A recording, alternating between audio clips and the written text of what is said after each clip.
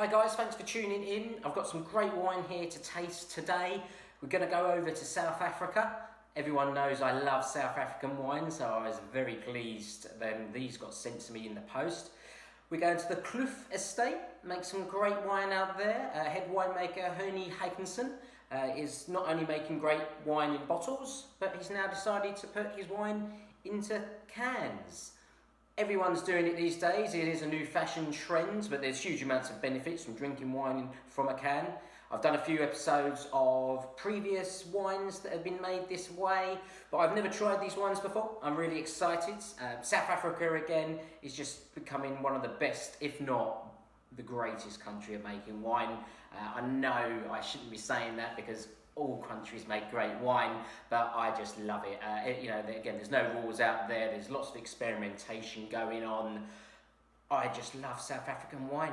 Thank you to Wines of South Africa. They've been helping me out over the last few years by sending me huge amounts of wine for charity fundraisers that I do, but also just to help me understand a little bit more about South Africa, the wine regions out there, the winemakers in particular.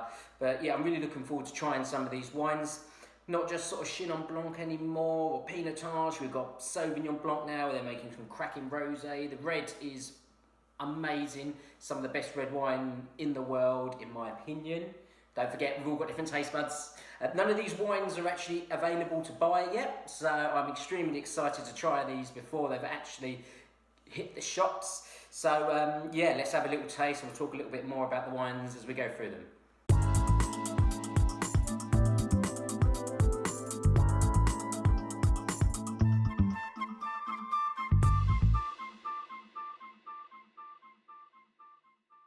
So before we try our first wine, we've just got to say, look at the packaging first of all. I think it's outstanding.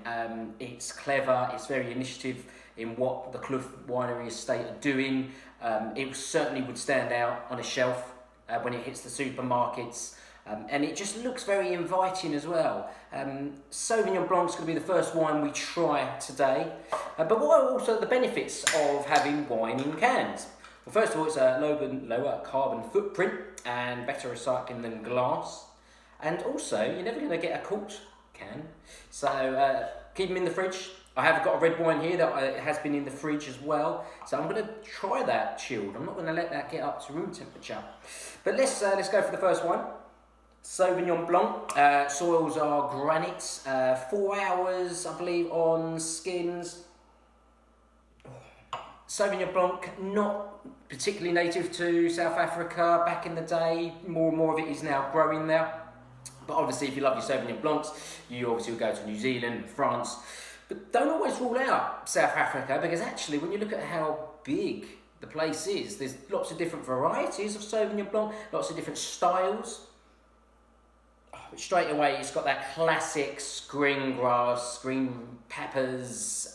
You know it's going to be dry and crisp, a little bit of zest on the end, maybe a little bit of lemon or lime.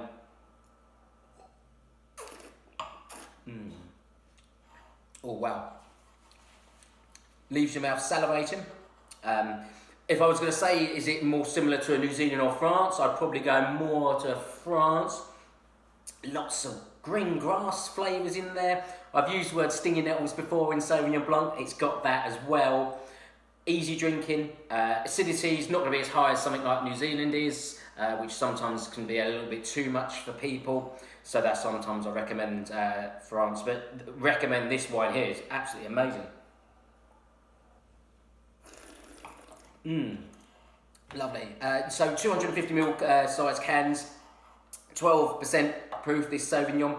Nicely chilled as well. Don't forget as well, when you've chilled wine in cans, that does stay colder for longer. So it's a great way to grab a couple of cans, and if you're going to go to the park or the picnic and go to the beach, even have a can on the way to work on the train. I'm not here to judge. Yeah, really good. So that's their Sauvignon Blanc, 100% Sauvignon Blanc. Rosé, let's go over to their rosé now. Don't forget, again, have a look at their website, go check them out on social media. The Cloof estate has won huge amount of awards. Decanter always mention them as well. Wow, look at that. So obviously, if you've seen any of my previous episodes when we talk about rosé, I normally say the darker rosé, more likely the sweeter style it's going to be. The lighter, you're more dry. But in previous episodes, don't always just think because it's dark it's going to be sweet. Wow, really interesting. Rose petals in there. Doesn't smell sweet, so I'm expecting it to be quite dry.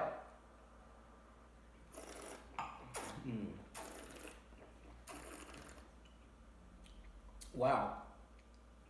Extremely easy drinking. Acidity's quite low. Lots of strawberries in there. It's almost got actually a tint of orange to the wine. I'm not, I would say a huge fan of South African rosé. I haven't had too much rosé from South Africa. I do normally go for more the whites and the reds, so I'm learning as much as you guys are. It's interesting. I'm trying to find an area or a country to compare it to. I can't, which is good because it means that actually South Africa are now creating their own style of rosé. That, you know, nobody wants to copy each other. It is actually even a little bit more sweetness now. So actually I would go more to sort of, I would say this is a more sort of sweet style rosé than dry. It does taste, it's got a bit more alcohol in it, it has, yeah, 13.5% rosé. Yeah, wow. Grape varieties, 90% Chenin Blanc, 10% Merlot. So yeah, actually, I think you're looking more towards the sort of full-bodied rosés. But it's interesting, it really is. I mean, it doesn't taste like it's full-bodied. So even though the alcohol content is higher than the Sauvignon, 13.5%. Oh, yeah, on a nice hot sunny day, which it always is in South Africa, that'd be good.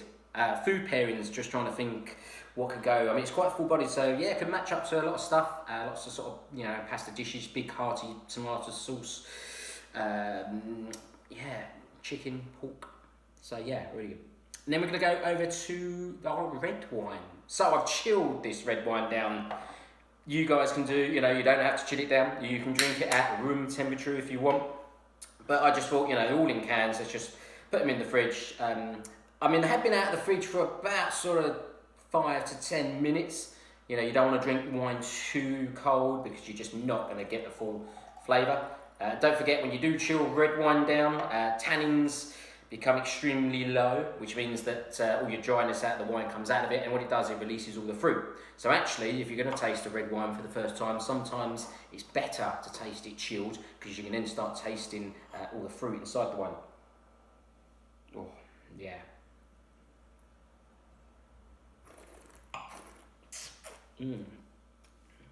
Yeah, 13.5%, same as the rosé. Still 250ml can. It's smooth, really smooth. Even if you were drinking this at room temperature, I think it'd be absolutely fine. You know, if you don't like your sort of full-bodied reds.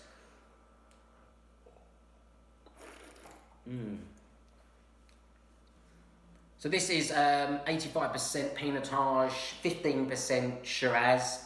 So yeah, you know, Shiraz grape variety is one of the full-bodied grape varieties in there. Pinotage, very well known all over South Africa, but makes some really, really good stuff as well. Yeah, chill red wine down. It's the new summer craze, especially if we get a good summer here in the UK. Yeah, really good. Really like all three of these wines. Very interesting. This is, say, the first time I've ever had wine out of a can from South Africa. Do I still love South African wine? Of course I do.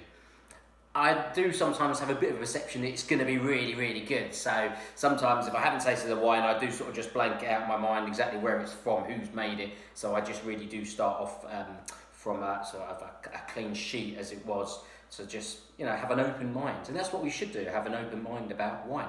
Again, just because somebody doesn't like it doesn't say you're not going to like it.